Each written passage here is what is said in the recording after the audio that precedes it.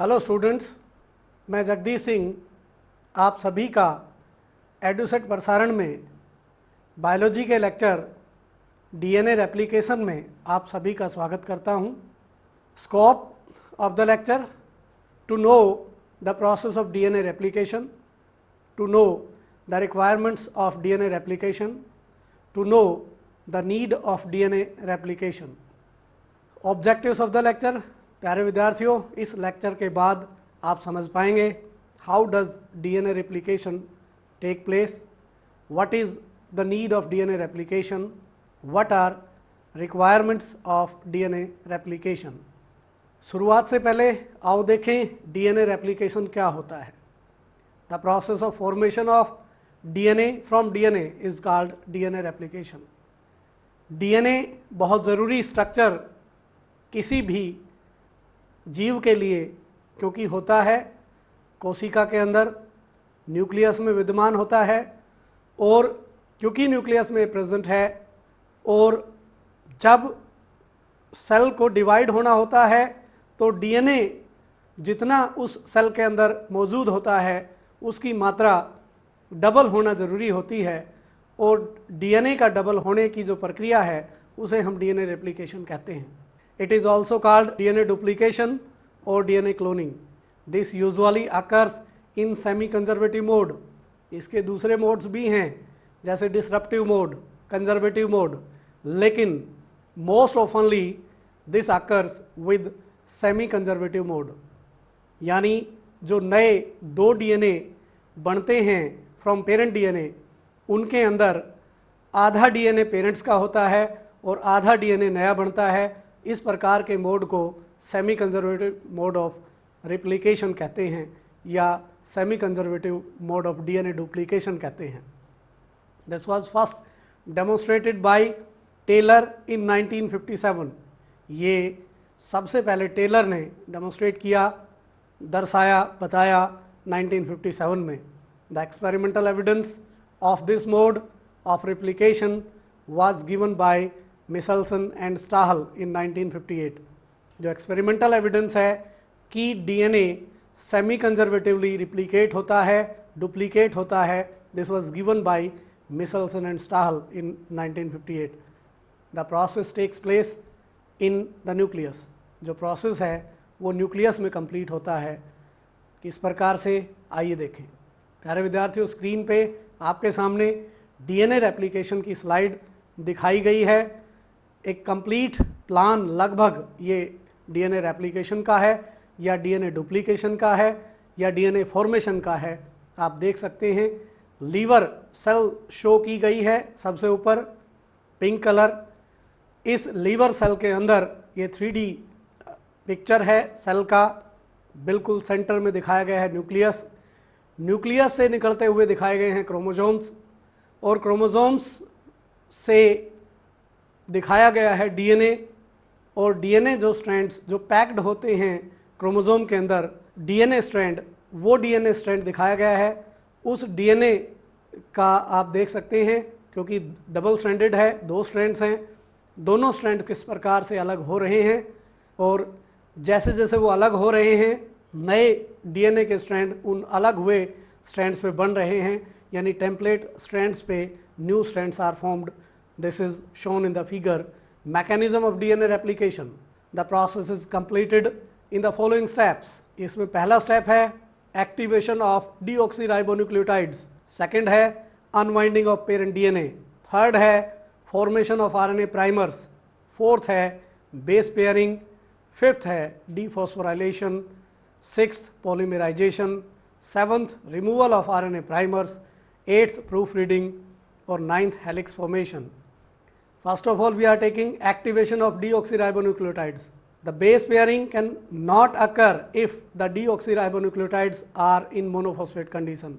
यानी जो deoxyribonucleotides हैं वो मोनोफॉस्फेट कंडीशन में इनएक्टिव होते हैं, और क्योंकि वो इनएक्टिव होते हैं तो वो बेस पेयरिंग नहीं कर पाते हैं, इसलिए उनका सबसे पहले एक्टिवेट होना ज़रूरी है, और एक्टिवेशन के लिए उनका फॉस्फोराइलेट होना ज़रूरी है, उनका ट्राईफॉस्फेट कंडीशन में आना ज़रूरी है।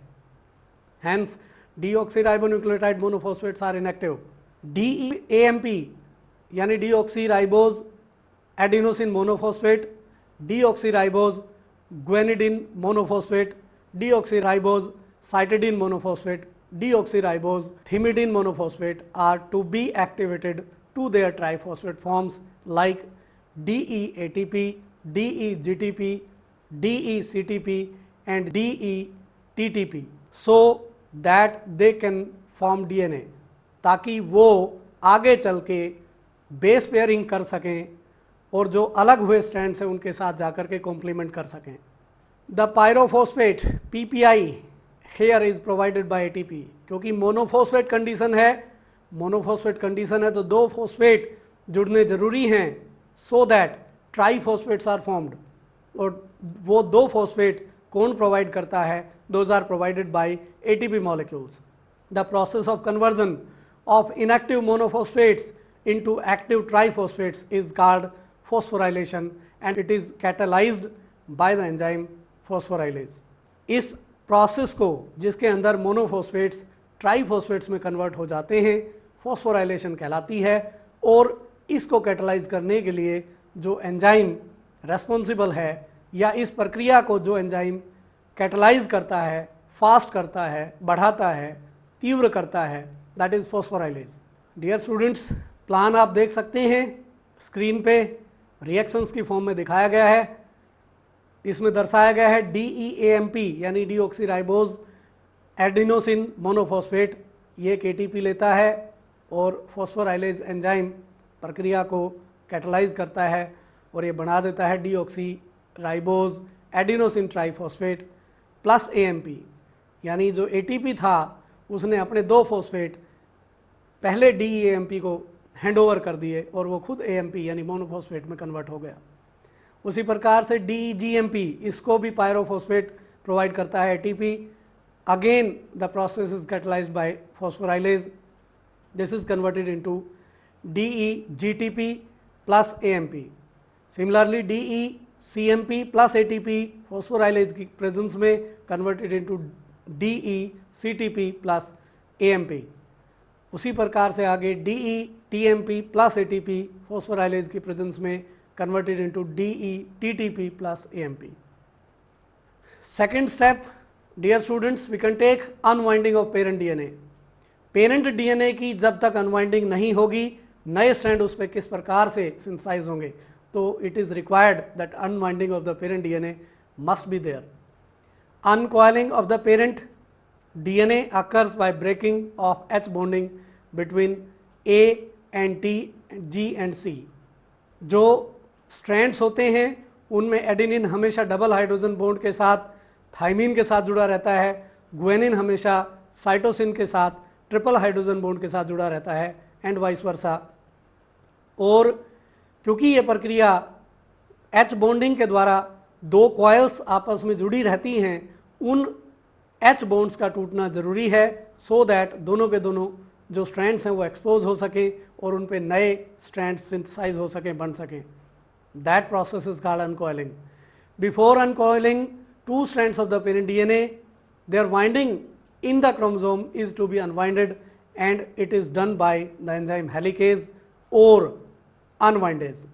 यानी किलोमीटर्स लॉन्ग DNA एक छोटे से स्ट्रक्चर क्रोमोसोम के अंदर कन्फाइंड होता है, रीजन उसके अंदर वाइंडिंग होती है और वाइंडिंग होती है, DNA is wrapped over the proteins, और क्योंकि वो रैप्ड होता है, लिपटा रहता है प्रोटीन्स के ऊपर, उसकी अनवाइंडिंग होनी ज़रूरी है, उसका DNA से अलग होना ज़रूरी है, और that process is catalysed by the enzyme helicase और unwindase. The energy for unwinding is provided by ATP, क्योंकि जो प्रक्रिया है उसके अंदर एनर्जी की ज़रूरत पड़ती है और this energy here is provided by ATP molecules. Super coiling, coils पे भी कॉइल्स हो सकती हैं, यानी greater winding is unwinded by the enzyme topoisomerase, topoisomerase के द्वारा in eukaryotes, while the enzyme gyrase in prokaryotes perform the similar function as that of topoisomerase. Single stranded binding proteins SSBPs, also called helix stabilizing proteins, bind at the uncoiled sites so as to reduce the energy expenditure for uncoiling. जो uncoiled structures हैं वो दोबारा से recoil ना हो जाएं, या दोबारा से डीएनए की सिंथेसिस से पहले वो उसी हेलिक्स फॉर्म में ना आ जाएं।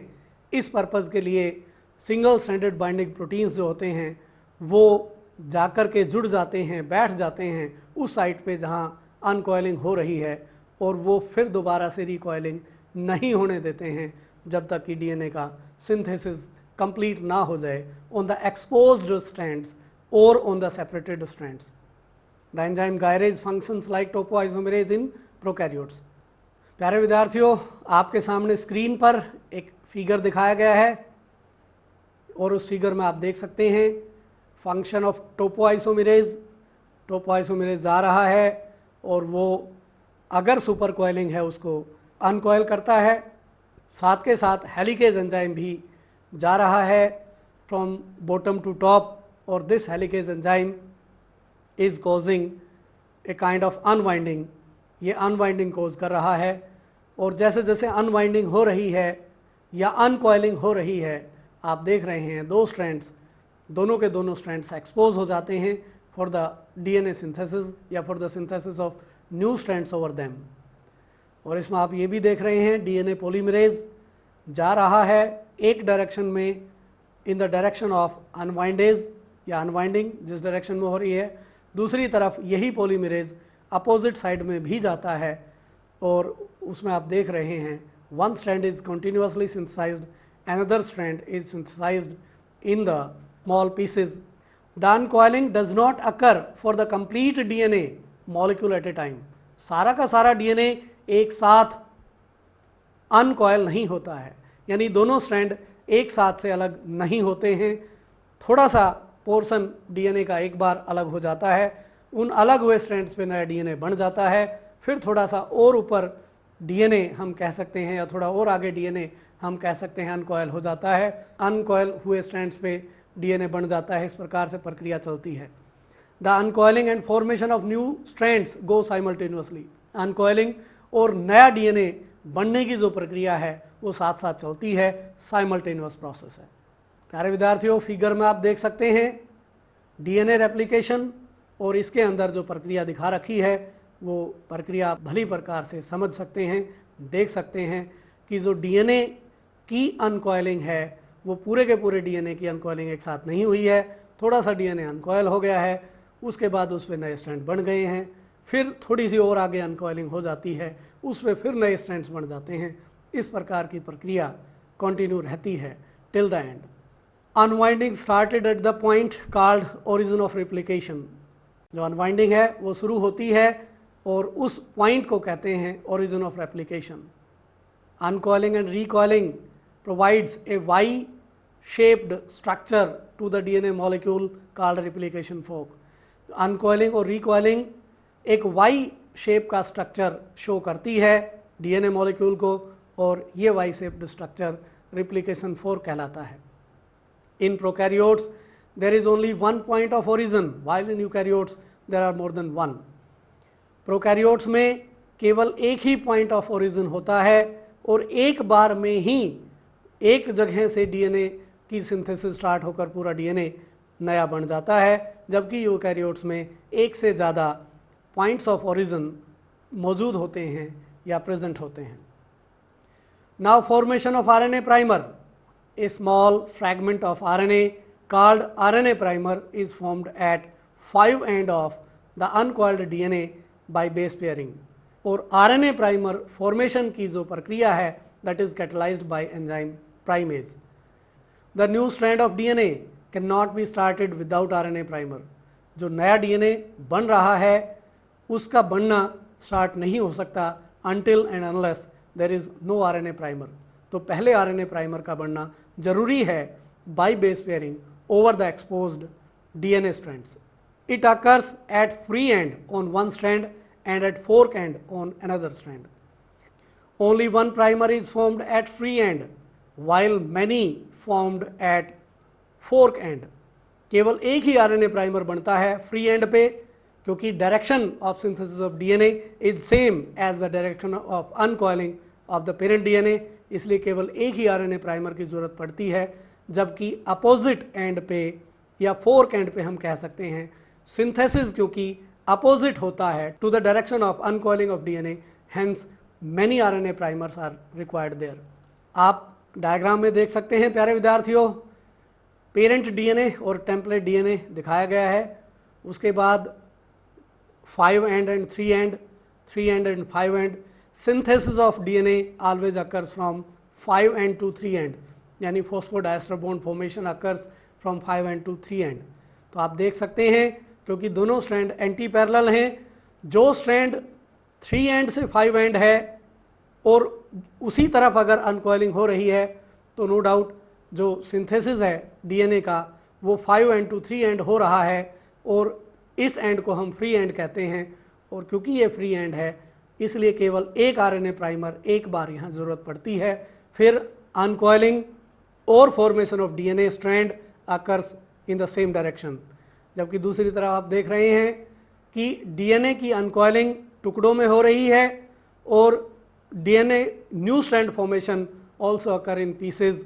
जितना पेरेंट डीएनए का स्ट्रैंड अनकॉइल होता है उस एक्सपोज्ड डीएनए के लिए एक छोटा सा आरएनए प्राइमर हर बार उसकी ज़रूरत पड़ती है। तो ये आप देख सकते हैं 3 टुकड़े शो किए गए हैं जितना डीएनए फॉर्मेशन हुआ है और उसके लिए 3 आरएनए प्राइमर्स की ज़रूरत पड़ती है। Such strands are called Okazaki fragments, और जिस तरफ कंटिन्यूसली बन रहा है that is called continuous strand. तो ये आपके सामने रिप्लिकेशन फॉर्क का डायग्राम आप देख रहे हो स्क्रीन पर। डियर स्टूडेंट्स, डीएनए सिंथेसिस आप एक छोटी सी एक्टिविटी के माध्यम से करके देख सकते हैं। बहुत सिंपल एक्टिविटी है। हमारे पास चेन, उस पर हम देख सकते हैं, ये सपोज करिए point of origin of replication है और ये सपोज करिए टर्मिनेशन पॉइंट है। और आप देख सकते हैं ये 2 स्ट्रैंड डीएनए के जैसे ही हेलिकेज एंजाइम अनकॉइलिंग करता है एक छोटा सा पार्ट एक्सपोज हो जाता है। ये जो स्ट्रैंड है इस स्ट्रैंड पे अगर डीएनए सिंथेसिस स्टार्ट होता है तो इस प्रकार से एक आरएनए प्राइमर हम यहाँ शो कर सकते हैं, जो एक ग्लेजिंग स्ट्रिप मैंने यहाँ ली हुई है। साथ के साथ डीएनए का सिंथेसिस इस एंड पे स्टार्ट होता है, इसको हम फ्री एंड कहते हैं। और ये जो सिंथेसिस है, ये जो बेस पेयरिंग है, ये जो पॉलीमराइजेशन है, ये उसी डायरेक्शन में चलता है जिस डायरेक्शन में अनवाइंडिंग होती है। दूसरी तरफ हम देखें कि जो पोर्शन या जिसमें आरएनए प्राइमर फोर्क एंड की तरफ इस प्रकार से आकर के ऐड होता है आरएनए प्राइमर, उसके बाद ये डीऑक्सीराइबोन्यूक्लियोटाइड्स बेस पेयरिंग के द्वारा और ज़्यादा अनकॉइलिंग जब डीएनए की होती है तो जिस तरह फ्री एंड पे, यानी ये था 3 एंड, ये है 5 एंड, फॉर्मेशन स्टार्ट हुई है 5 एंड और आगे चल के जो नया बन रहा है स्ट्रैंड उसका 3 एंड होगा और that synthesis occurs along the direction of uncoiling. जबकि दूसरे स्ट्रैंड पे फोर्क एंड पे इस प्रकार से एक आरएनए प्राइमर आता है और बाकी जो गैप है वो डीऑक्सीराइबोन्यूक्लियोटाइड्स इस प्रकार से further uncoiling of DNA occurs by the enzyme helicase, formation of DNA in the same direction occurs like that। Fork end पे एक और आरएनए प्राइमर की ज़रूरत पड़ेगी, the nucleotides of DNA. Then further we can take same direction of DNA synthesis। One more RNA primer is required at fork end the DNA nucleotides। Finally, the helicase reaches up to the point, we can say termination point। One more RNA primer required there, and then formation of DNA like that. The strand which is continuously synthesizing DNA over that is called, इसको हम कह सकते हैं leading strand, यानी जिस direction में unwinding हो रही है उसी डायरेक्शन में अगर डीएनए सिंथेसिस होता है उसे हम लीडिंग स्ट्रैंड कहते हैं। और दूसरा स्ट्रैंड जिसमें जो डीएनए सिंथेसिस है वो अपोजिट डायरेक्शन में होती है उसे हम लैगिंग स्ट्रैंड कहते हैं। और क्योंकि लैगिंग स्ट्रैंड पे बहुत सारे आरएनए प्राइमर्स की ज़रूरत पड़ रही है और साथ के साथ ये छोटे छोटे टुकड़े डीएनए फॉर्मेशन के यहाँ हैं, these strands are called Okazaki fragments. This is the lagging strand, this is leading strand, this is lagging strand. Now dear students, we can take base pairing. Activated deoxyribonucleotides are binded with H bonding with the appropriate nucleotide of the unwinded DNA as proposed by Watson and Crick. A is always binded with T by double hydrogen bonds, while G is always binded with C by triple hydrogen bonds, and vice versa. Uncoiling and base pairing is a continuous process till the termination point is reached. जब तक termination point ना आ जाए, और ये हमने activity में भी देखा कि जब तक ये हेलिकेज टर्मिनेशन पॉइंट पे ना पहुंच जाए तब तक अनकॉइलिंग चलती रहेगी और उसके पीछे रिकॉइलिंग या नया डीएनए फॉर्मेशन की जो प्रक्रिया है वो लगातार चलती रहेगी। Next, dear students, dephosphorylation. Polymerization of nucleotides cannot occur in triphosphate condition. जो न्यूक्लियोटाइड्स बेस पेयर कर चुके हैं एक्सपोज्ड स्ट्रैंड्स के ऊपर वो ट्राइफॉस्फेट कंडीशन में है, मोनोफॉस्फेट कंडीशन में बेस पेयरिंग नहीं हो सकती और ट्राइफॉस्फेट कंडीशन में पॉलीमराइजेशन नहीं हो सकती। यानी जो बेस पेयरिंग के बाद नए न्यूक्लियोटाइड जुड़ गए हैं पेरेंट स्ट्रैंड्स के ऊपर, उनका आपस में जुड़ना एंश्योर केवल तभी हो पाएगा जब वो ट्राइफॉस्फेट कंडीशन से मोनोफॉस्फेट कंडीशन में आ जाएंगे। Hence the binded nucleotides are to be dephosphorylated. इसलिए जुड़े हुए न्यूक्लियोटाइड्स का डीफॉस्फोराइलेट होना जरूरी है।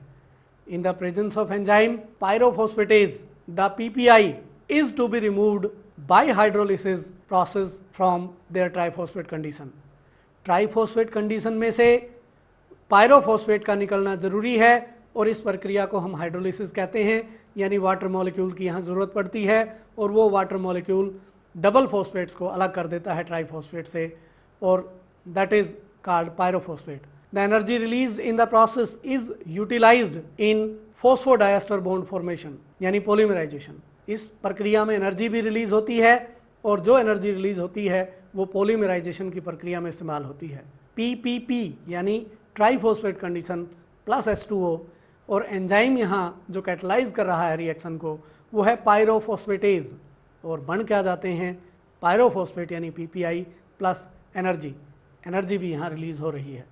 Next dear students, polymerisation when binded deoxyribonucleoside triphosphates are dephosphorylated. जब जुड़े हुए deoxyribonucleoside triphosphates are dephosphorylated into their monophosphates, वो अपने मोनोफॉस्फेट्स में दोबारा से कन्वर्ट हो जाते हैं। They join together by 5 to 3 and phosphodiester bonds to form the chains on both the DNA strands of the parent DNA. The process is catalyzed by enzyme DNA polymerase. इस प्रक्रिया को कैटलाइज करने वाला enzyme DNA polymerase, और enzyme को cofactors के रूप में सपोर्ट करने के लिए हमारे पास आयंस हैं Mn2 पॉजिटिव और Mg2 positive. One strand is called leading strand on which the DNA is synthesized along the uncoiling of parent DNA.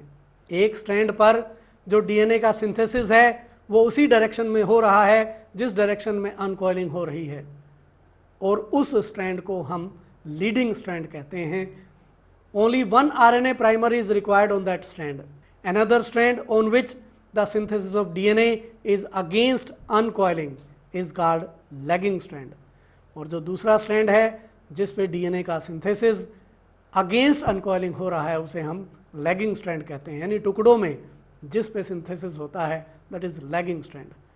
Many RNA primers are required on that strand, बहुत सारे RNA primers की यहाँ ज़रूरत पड़ती है, वो हमने एक्टिविटी के माध्यम से भी देखा। One RNA primer is required each time to the portion of DNA uncoiled for new DNA synthesis.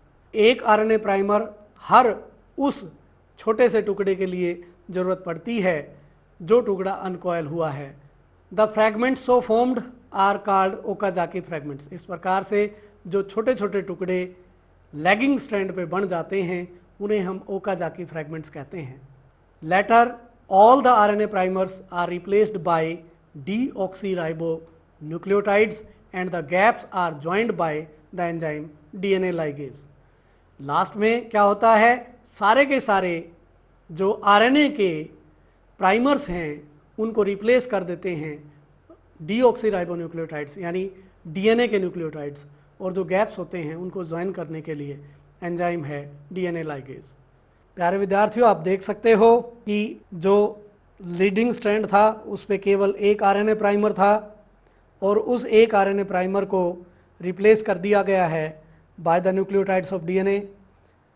जो लैगिंग स्ट्रैंड था यानी जिस पे अगेंस्ट द अनकॉइलिंग सिंथेसिस हो रहा था डीएनए का, वहाँ बहुत सारे आरएनए प्राइमर उस स्ट्रैंड पे थे। सारे के सारे आरएनए प्राइमर डीएनए के न्यूक्लियोटाइड्स के द्वारा रिप्लेस कर दिए गए और जो एंजाइम इस प्रक्रिया को कैटलाइज करता है that is called DNA ligase. Dear students, diagram आप देख सकते हैं कि किस प्रकार से जो लीडिंग स्ट्रैंड और लैगिंग स्ट्रैंड्स यानी कॉन्टीन्यूअस स्ट्रैंड और डिसकॉन्टीन्यूअस स्ट्रैंड्स बनते हैं, वो स्क्रीन पे आपके सामने हैं। Now proofreading, DNA polymerase comes back along the whole tract and removes any wrong nucleotide if inserted in newly synthesized strands. This is called proof reading. अगर कोई गलत न्यूक्लियोटाइड बीच में कहीं भी आ गया है, उसकी प्रूफ रीडिंग के लिए डीएनए पॉलीमरेज पूरे ट्रैक पे, पूरे रास्ते पे वापस आता है और वापस आकर के उस रॉन्ग न्यूक्लियोटाइड को रिप्लेस करके वापस अपनी जगह चला जाता है। It replaces the wrong nucleotide with the right one and goes back to its earlier position. Helix formation, dear students, each daughter double-stranded DNA molecules are then become spirally coiled to form the double helix. जो double strands DNA के बन गए थे यानी एक strand parent से और नए स्ट्रैंड्स उनके ऊपर नए सिंथेसाइज हुए थे, इसलिए हम कह सकते हैं एक मॉलिक्यूल से दो डीएनए के मॉलिक्यूल बन गए हैं और दो डीएनए के मॉलिक्यूल क्योंकि ये बन गए हैं डॉटर डीएनए के बन गए हैं, तो दोनों के दोनों डॉटर डीएनए के मॉलिक्यूल्स फिर से हेलिक्स फॉर्म में आ जाते हैं। The winding and super coiling even occur for the packing of DNA in the chromosome. Now experimental proof, DNA replicates semi conservatively. जो डीएनए है वो सेमी कंजर्वेटिवली रिप्लिकेट करता है, यानी जो डॉटर डीएनए है उसमें आधा डीएनए पेरेंट्स का होता है और आधा डीएनए नया बना हुआ होता है, इसलिए हम कह सकते हैं DNA formation occur semi conservatively. It was shown first in Escherichia coli and subsequently in higher organisms such as plants and human cells. M Meselson and Franklin Stahl performed the following experiment in 1958. They grew E. coli in a medium containing radioactive nitrogen containing NH4Cl as the only nitrogen source for many generations. और बहुत सारी generations तक जो nitrogen का source उन्होंने इस्तेमाल किया वो यही था, यानी नाइट्रोजन 15 था। N15 was incorporated into newly synthesized DNA and this DNA is called heavy DNA. इस DNA को हम heavy DNA कह सकते हैं। This heavy DNA molecule could be distinguished from the normal DNA by centrifugation in 6 molar cesium chloride यानी CaCl density gradient. Then they transferred the cells into medium with normal N14 NH4Cl and took the samples time to time and extracted the DNA. The various samples were separated independently on 6 molar cesium chloride gradients to measure the densities of the DNA. They found that the heavy DNA decreased every time shows semi conservative mode of replication. और ये diagrammatically भी show किया गया है। प्यारे विद्यार्थियों, शुरू में बैक्टीरिया का जो डीएनए है वो हैवी डीएनए है। दोनों स्ट्रैंड्स में जो नाइट्रोजन्स हैं वो हैवी नाइट्रोजन्स हैं, रेडियो एक्टिव नाइट्रोजन्स हैं, N15 है। जब इस बैक्टीरिया को नॉर्मल मीडियम में ग्रो किया गया और फिर जो है उसका सैंपल लेकर डीएनए एक्सट्रैक्ट करके उसको सेंट्रीफ्यूज कराया गया, तो ये पाया गया कि आधी रेडियो एक्टिविटी उसके अंदर पाई गई, यानी 50% रेडियो एक्टिविटी पाई गई, यानी 50% जो स्ट्रैंड्स थे उनके अंदर हैवी नाइट्रोजन था, N15 था, और बाकी पे N14 था। जो नए बने हुए स्ट्रैंड उनके ऊपर हैं वो N14 के हैं। 20 मिनट और इंतज़ार के बाद जब सैंपल लिया गया, मान के चलें बैक्टीरिया 20 मिनट में डिवाइड कर जाता है, 1 सेल से 2 सेल बन जाती हैं, एक डीएनए से 2 डीएनए बन जाते हैं। 40 मिनट बाद जब सैंपल लिया गया और फिर से उसका सेंट्रीफ्यूगेशन किया गया, तो पाया गया कि रेडियो एक्टिविटी घट के केवल 25% रह गई है और 75% जो है N14 अब नए डीएनए के अंदर आ गया है। इसका मतलब जो नए बने हुए स्ट्रैंड्स हैं उनके ऊपर जो भी न्यूक्लियोटाइड हैं उनके अंदर नॉर्मल नाइट्रोजन है, यानी नाइट्रोजन 14 है। Possible questions before end of this lecture मैं ज़रूर आपके सामने रखना चाहूँगा जो आ सकते हैं। What is DNA replication, what are factors affecting replication, explain the experimental proof of DNA replication, why the deoxyribonucleoside monophosphates cannot be paired with exposed nitrogenous bases of DNA। तो डियर स्टूडेंट्स, एक्टिविटी के माध्यम से, एक बहुत छोटी और simple activity के माध्यम से एक डीएनए से 2 डीएनए बनने की प्रक्रिया मैंने आपके सामने रखी। उम्मीद है आपको अच्छे से समझ आई होगी। इस एक्टिविटी को आप करके खुद भी देख सकते हैं। और इसी के साथ मैं आज का अपना लेक्चर समाप्त करता हूँ। Thank you.